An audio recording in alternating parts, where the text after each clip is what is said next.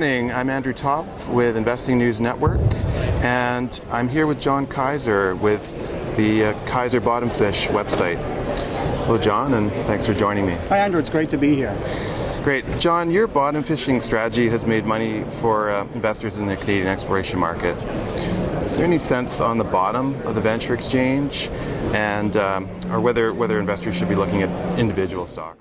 Well, 4 years ago, at the end of 2008, we had the most fabulous bottom fishing window ever in my career, because we had all these companies with money in the treasury, projects in midstream, basically blindsided by the financial sector collapse, and it was fabulous. I picked 100 companies, and the whole group did over 100% within the next 2 years, because we had this fabulous V-shaped recovery. Today, we are back into a similar bottom fishing window, but there's a lot less money in the companies. The situation is very dire in terms of outlook. Metal prices seem to have stabilized. In July, I published 100 new bottom fish. I think these will be survivors that will do very well. And yes, you need to get a cluster of them, 10, 12, 15 of them, because we really don't know what's going to drive the next couple of years in terms of upside for individual stocks. So you do need to have some a diversity in the bottom fish that you assemble. Right, okay. So in December, you posted a rather alarming piece on your website where you said that up to 500 junior resource companies could be extinct in the near term due to a lack of working capital. So what were your reasons for that prediction? Well, the numbers are even worse. We've just compiled all the financials up through September 30th, which were due at the end of December. On my website, Kaiser Research Online, we track 1,800 companies that are currently trading. Most of them are in the resource sector. 662 have less than $200,000 working capital left. 60% of these companies, of the 1,800, are trading below 20 cents. Many of them have blown up capital structures. We are in a market where the retail investor is absent. The institutional investor, thinking that the super cycle is over, has departed, and these companies have no means of doing anything. 200,000 is enough to stay alive for 1 year as a public company doing nothing. So I expect 500 companies to basically disappear because the game has changed. We are facing a dramatically different future, and I think it will be good riddance for those 500, because there will still be 1,000 real companies, half of them engaged with advanced projects doing resource feasibility demonstration, and the other half trying to make brand new discoveries that will work very well at the current metal prices. And John, you lay much of the blame for the troubles that juniors are having getting financing on electronic trading that allows large blocks of shares to be bought or sold just at the click of a mouse. So can you explain how that works and how it's affected trading in junior mining stocks? Well, I lay part of the blame on the emergence of algorithmic trading, which is a very big thing in the giant markets like New York and NASDAQ. The Canadians have also decided to hook up computer automated trading systems to the order book. They've got multiple order books which fragment the market. The trouble with the junior sector is that when you're not in production, you don't have revenues. You have no cash flow. You have no basis for independent consensus evaluation. So when these trading systems come in there, and they are all geared just towards trading, they're not interested in the fundamentals. There are no fundamentals that you can really point to as what this little junior with a target in the Yukon is all about. So when these traders enter the system with automated tradings and no reference to the potential fundamental outcome, you wreak havoc in the system. And the retail investor doesn't know what's going on. Stocks through the automated trading can be whipped down, they can be whipped up. And because the juniors are intrinsically fragile in terms of their valuation, they are being hurt systemically by this algorithmic trading that's been allowed to come into this system. And I don't think there's anything that can be done, but I do have a vision of how the problem can be solved. What's needed is an externalized valuation system where the public, even the algo traders themselves, can refer to and say, well, the market thinks that this company's project is potentially worth $1 billion if it is there. And of course, because the uncertainty might be still 90%, it should be traded at at about maybe 5–10% of that value. So there is a structure whereby one can intelligently value companies that do not have traditional fundamentals such as cash flow, but right now there is no repository out there, and that can be created, and the wisdom of crowds can be harnessed to make their own visualizations. And once we have something like that, then we have some resiliency in the system. Instead of these juniors, as the promoter tries to get people to understand what the potential is and exists in the heads of a few individuals, and then the traders come in and mow down the stock and the investors, what's going on? It makes no sense. Now, instead of snapping off at the base like a little sapling that's trampled, now there'll be more like a reed in the wind, and people will say, okay, the valuation's gone way down, but we know the potential is this. So then fundamental-based traders can come back in, and we can have equilibria prices established for these juniors, which are not yet producers. That, I think, is the only way to really deal with all these technology innovations, which right now have a completely overwhelming advantage and are wrecking the system. So there is hope that we can come out of this mess. John, you often appear at these shows to talk about critical metals. And I was listening to an interview with John Hikeway, as you know, as a well-known rare earth analyst. And he was saying that despite all the juniors exploring for rare earths, we're probably only going to end up with about 10 rare earth companies outside China. That's heavy and light rare earths. So would you agree with that assessment?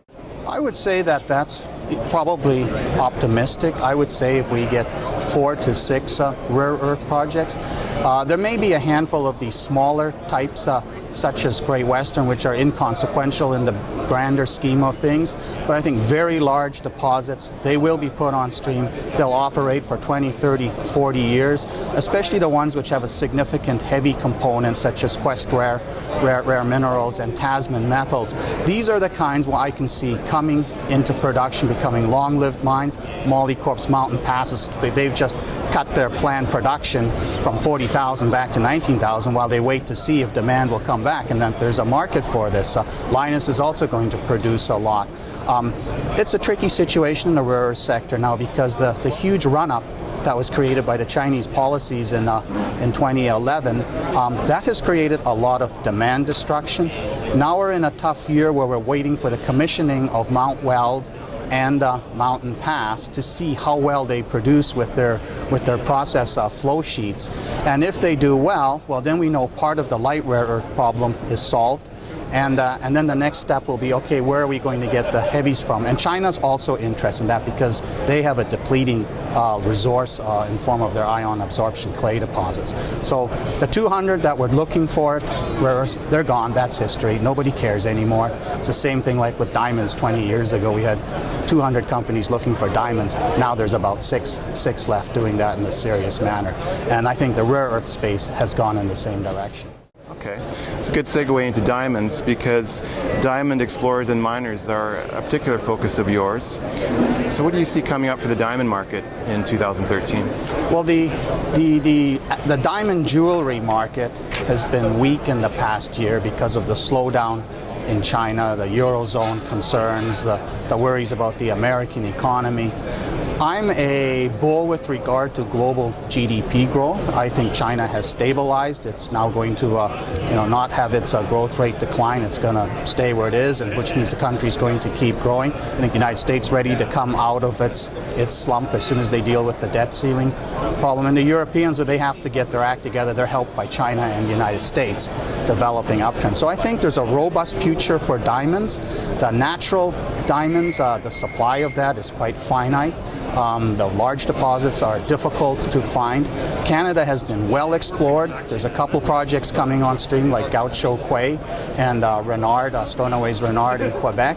But the very big thing that happened just this week is that Harry Winston, who was partner on Diavik, decided that it wants to be just a diamond producer instead of this split personality of a diamond producer with a depleting resource and a Harry Winston retail luxury jeweler. They sold that for basically equivalent of $1 billion, and they're hoping to buy Ekati, or at least a big chunk of Ekati, and they will be in the game now to beef up their depleting resource, because the market wants you to stay in production forever, which means now we have a big company that can fund the juniors that have promising diamond projects, and also ones which have advanced them to the point like Mountain Province, where they're essentially passive with De Beers as a partner, but they do get the diamonds in kind.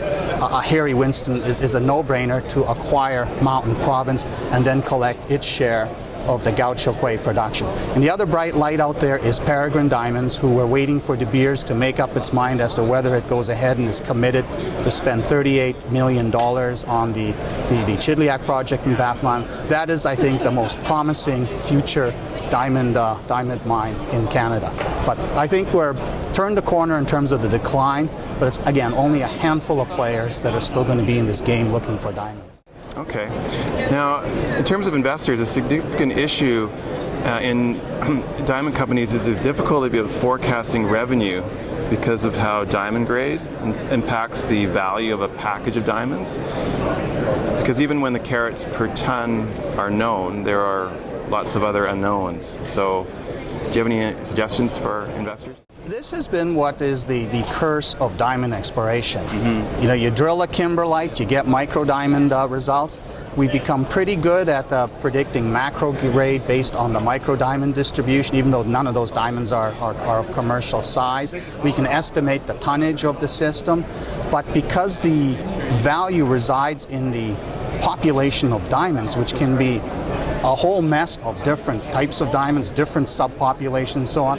You have no idea until you collect a large parcel of 200 to 500 diamonds or carats in order to value them. And that's a stage like stage 4 in the exploration cycle. You already have spent $5-8 million to get there. And then you could get the diamonds and they're really grotty, and boom, it's game over. So this frightens people. And Peregrine right now is, you know, we think they have good diamonds in CH6 and CH7, but we don't have enough carats to be sure. And so the next logical stage for that project is a bulk sample which can collect 200 to 500 carats so that the modelers can then say, aha, this is the kind of carat value we're going to get. That piece of the economic equation, which is right there with gold deposits and copper, because you just look up the price of copper and gold and so on and match it to the grade. That's the missing piece in diamonds, which makes it such a tough sector. Right, yeah. The title of your upcoming talk here at the Cambridge House Show is Understanding the Next Big Exploration Frontier, and you're referring specifically to Nevada, correct? Well, it's even bigger than that. I think there's going to be a trend of back to America. Okay. Americans are very pumped about the success of their shale oil and gas. They're now talking about Saudi America, a point where America might even be an exporter of oil down the road. And the gas, of course, is enabling very cheap energy, electricity production. So there's also concerns about where is America going in the long term. And America, the hegemon, the sole economic and military superpower, even the National Council of Intelligence has said in its 2030 megatrend report, not happening. By 2030, the Chinese economy will be bigger. There will have been significant military gains. The ability of the United States to maintain its budget, basically 42% of all global military expenditures are carried by the United States. Its ability to keep the peace, that's not going to happen. So there's already a strategic thinking. We need to retreat to America. Globalization may become chaotic down the road. And so if we've got all our natural gas and our oil, how about our minerals? Maybe we should, even if we move our manufacturing back in a highly automated form and have it locally with shorter transportation distance, what good is it if we get key stuff like rare earths from overseas or copper from the Congo or somewhere like that? So I think there's going to be a movement to re-explore America's potential, which has been trapped in a 20-year NGO environmental kind of a paralysis, and that pendulum has reached its limit. It's going to come back. And of course, gold, in the future, the US dollar will not be the single reserve currency.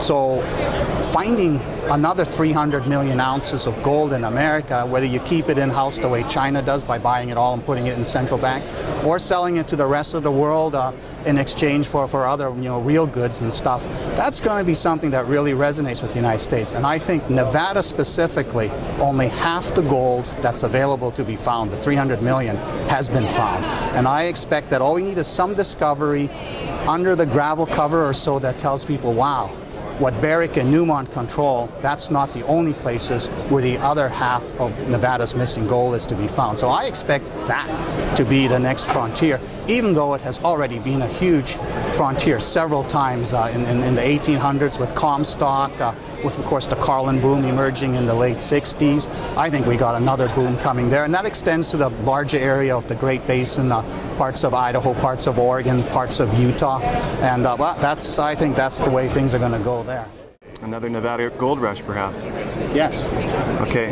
Well, thanks, John. It's been really great hearing your insights. And I've been Andrew Topf for Investing Insights. Thanks for joining me.